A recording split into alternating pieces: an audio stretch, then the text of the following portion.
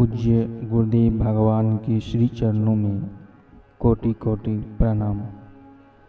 ब्रह्मलीन ब्रह्मनिष्ठ परम पूज्य स्वामी श्री लीला शाह जी महाराज की अमृत वाणी मन को सीख भाग 1।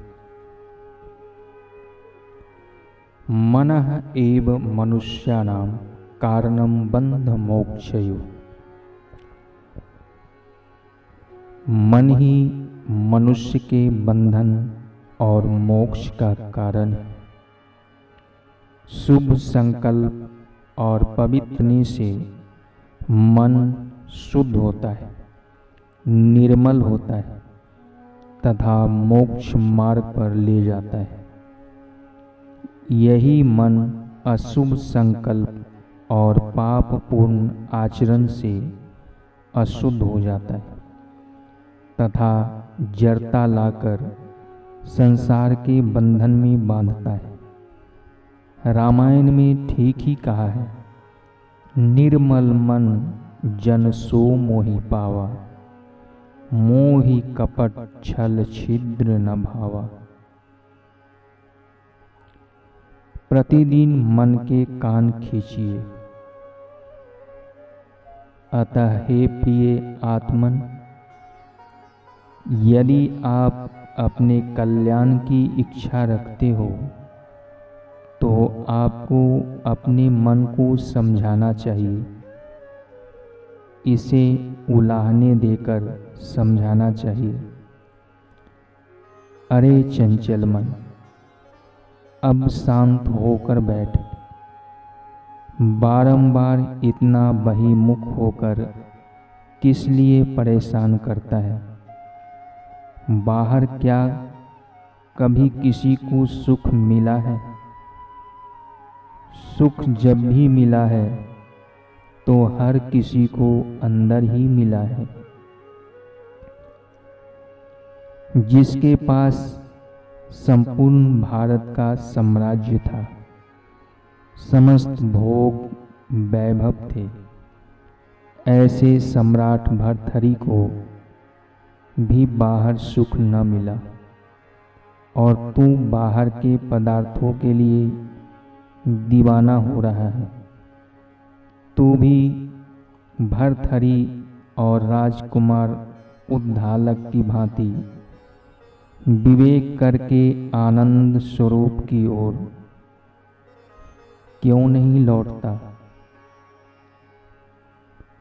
राजकुमार उद्दालक युवा अवस्था में ही विवेकवान होकर पर्वतों की गुफाओं में जाकर अपने मन को समझाते थे। अरे मन, तू किस लिए मुझे अधिक भटकाता है? तू कभी सुगंध के पीछे बावरा हो जाता है, कभी स्वाद के लिए तड़पता है, कभी संगीत के पीछे आकर्षित हो जाता है। हे नादान मन, तूने मेरा सत्यानाश कर दिया। क्षणिक विषय सुख देकर तूने मेरा आत्मधन छीन लिया है। मुझे विषय लोलुप बनाकर तूने मेरा बल, बुद्धि, तेज, स्वास्थ्य, आयु, उत्साह छीन कर दिया है। राजकुमार उद्दालक पर्वत की गुफा में बैठे मन को समझाते हैं। अरे मन, तू बार बार विषय सुख और सांसारिक संबंधों की ओर दौड़ता है। पत्नी, बच्चे और मित्र आदि का सहवास चाहता है, परंतु इतना भी नहीं सोचता कि ये सब क्या सदैव रहने वाले हैं, जिन्हें प्रत्येक जन्म में छोड़ता आया है। वे इस जन्म में भी छूट ही जाएंगे, फिर भी जन्म में भी इन्हीं का विचार करता है। तो कितना मूर्ख है, जिसका कभी वियोग नहीं होता, जो सदैव तेरे साथ है, जो आनंद स्वरूप है। ऐसे आत्मदेव के ध्यान में तू क्यों नहीं डूबता? इतना समय और जीवन तूने बर्बाद कर दिया। अब तू शांत बैठ, थोड़ी तो पुण्य की कमाई करने दे। इतने समय तक तेरी बात मानकर, तेरी संगत करके मैंने अधम संकल्प किए, कुसंग किए, पाप कर्म किए। अब तो बुद्धिमान बन, पुरानी आदत छोड़, अंतर्मुख हो। उद्धालक की भांति इसी प्रकार एक बार नहीं परंतु प्रतिदिन मन के कान खींचने चाहिए। मन पलीत है, इस पर कभी विश्वास न करें। आपके कथना अनुसार मन चाहता है, आपके कथना अनुसार मन चलता है या नहीं, इस पर निरंतर दृष्टि रखें। इस पर 24 घंटे जागृत पहरा रखें। मन को समझाने के लिए विवेक विचार रूपी डंडा सतत आपके हाथ में रहना चाहिए। नीति और मर्यादा के विरुद्ध मन यदि कोई भी संकल्प करे तो उसे दंड दो, उसका खाना बंद कर दो। तभी वह समझेगा कि मैं किसी मर्द के हाथ में पड़ गया हूँ। अब यदि सीधा न चलूँगा तो मेरी दुर्दशा होगी।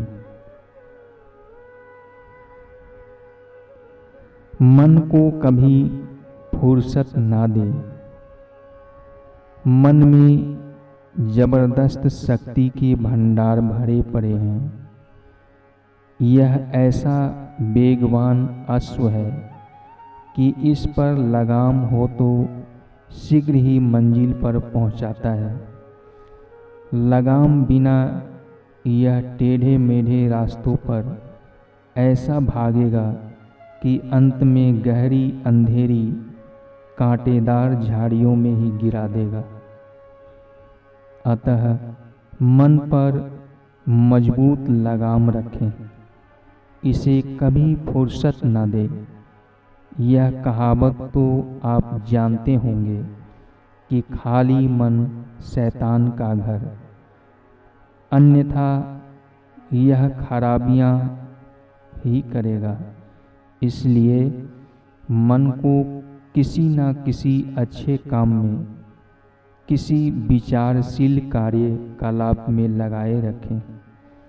कभी आत्मचिंतन करें तो कभी सत्य शास्त्रों का अध्ययन, कभी सत्संग करें तो कभी ईश्वर नाम संकीर्तन करें, जप करें, अनुष्ठान करें और परमात्मा के ध्यान में डूबे। कभी खुली हवा में घूमने जाएं, व्यायाम करें। आशय यह है कि इसके पैरों में कार्य रूपी बेड़ियां डाले ही रखें। इसके सिर पर यदा कदा अंकुश लगाते ही रहें। हाथी अंकुश से बस होता है, इसी प्रकार मन भी अंकुश से वशीभूत हो जाएगा। आगे की स्वामी जी का प्रवचन दूसरे भाग में सुनाए जाएंगे। हरि